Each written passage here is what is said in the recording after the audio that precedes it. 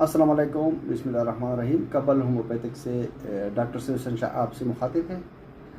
आज हम ख़वातीन के चेहरे पर बाल निकलने के जो वजूहात है इस पर बात करेंगे।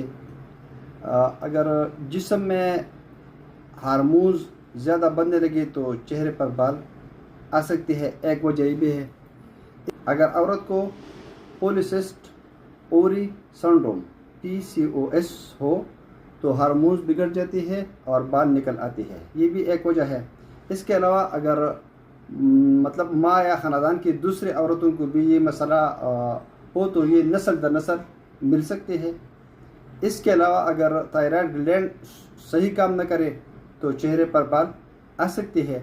इसके अलावा अगर जिस्म में इंसुलिन ज़्यादा हो या शुगर की बीमारी हो तो हार्मोन्स मुतासर होती है और बाल निकल आना शुरू हो सकती है। इसके अलावा अगर औरत का वज़न ज़्यादा हो और मोटापा हो तो हार्मोन्स निज़ाम मुतासर हो सकता है और चेहरे पर बाल आ सकती है। इसके अलावा अगर कोई ख़ास दवा मुसलसल इस्तेमाल किया जाए जैसे स्टेरॉइड्स तो इससे भी चेहरे पर बाल निकल सकती है। अगर औरत को लंबे अरसे से ज़हनी दबाव या टेंशन हो तो इससे भी हार्मोन्स बिगड़ सकती है।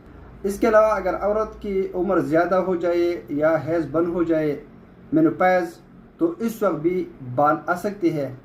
इसके अलावा अगर जिस्म के अंदर ग्लैंड जैसे एंडोक्राइन ग्लैंड सही काम न करे तो चेहरे पर बाल आ सकते हैं। ये बहुत से इसके अलावा भी बहुत से वजूहात है तो इस वजह से चेहरे पर बाल आ सकते हैं। ये एक हमारे सिस्टर ने हमें मतलब कॉल किया था कि हमारे चेहरे पर बहुत बाल है और इसकी वजूहात क्या है।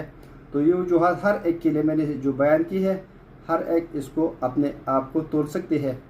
जिसका भी इस किस्म का मसला हो तो ये मतलब बाल चेहरे पर आ सकते हैं। इसके लिए होम्योपैथिक में बहुत से मेडिसिन है लेकिन साथ साथ इसके लिए पाल बहुत ज़रूरी है।